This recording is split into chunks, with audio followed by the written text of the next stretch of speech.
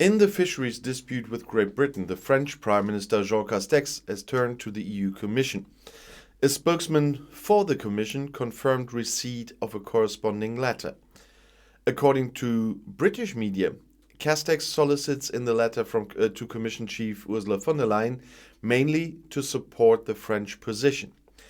The EU must show firm determination for London to adhere to agreements made and use all leverage to enforce its rights, Castex writes in his letter, according to the reports.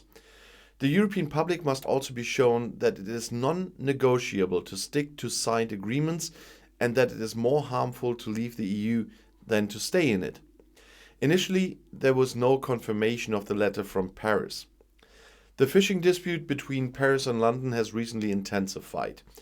French President Emmanuel Macron criticized, "If you spend years negotiating a treaty and then a few months later do the opposite of what was decided in the areas that are the least suitable for you, that is not a good sign for you and your credibility."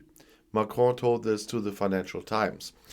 France and Great Britain have been fighting over fishing rights since Great Britain left the EU. They accuse each other of violating the Brexit trade agreements concluded last year on fishing licenses in British waters. France accuses the UK of not granting enough fishing permits to French vessels. And as of Tuesday, France wants to tighten checks on British fishing trawlers and prohibit British ships from unloading seafood in French ports. As a result, Great Britain threatened retaliatory measures against French fishing boats, but also against the EU. "We will have to take steps necessary to protect the territorial integrity of Great Britain and the British internal market," said Prime Minister Boris Johnson on Friday on the way to the G20 summit in Rome. A bilateral meeting with French President Emmanuel Macron was planned there. Among other things, a UK government spokesman said the UK is considering tight controls over EU fishing activities in UK territorial waters. The announced measures by France were unjustified and disrupted British fisheries and trade in general. On Wednesday, French authorities seized a British fishing trawler in Le Havre, alleged to have fished mussels in French waters without proper authorization. The public prosecutor of Le Havre announced that the captain would have to answer to the court in August. He faces a fine of €75,000. And the Scottish ship operator denied the allegations and spoke of an administrative misunderstanding. According to a government spokesman, the British government is considering a dispute settlement procedure under the post-Brexit trade agreement with the EU. As Boris Johnson said, there must be a simple answer to the problem of trade between Northern Ireland and the rest of the kingdom. Such statements are an affront for the member states of the EU. However, they have already offered adjustments.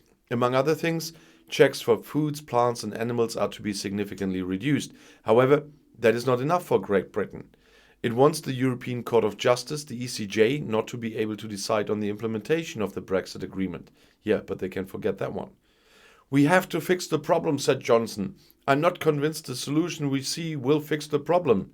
Yeah, open your eyes and start thinking. Another point of contention remains the Northern Ireland Protocol to the Brexit agreement. This provides that no customs checks are carried out between the North and Ireland, which is and will stay an EU member, in order not to endanger the Good Friday Agreement of 1998.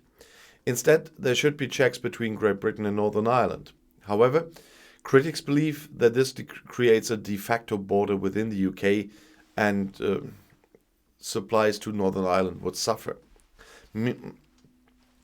Sorry for that. Meanwhile, the German government called on France and Great Britain to enter into dialogue.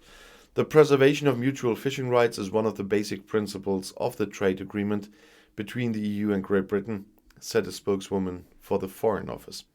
And I'll see you in my next video. Bis gleich.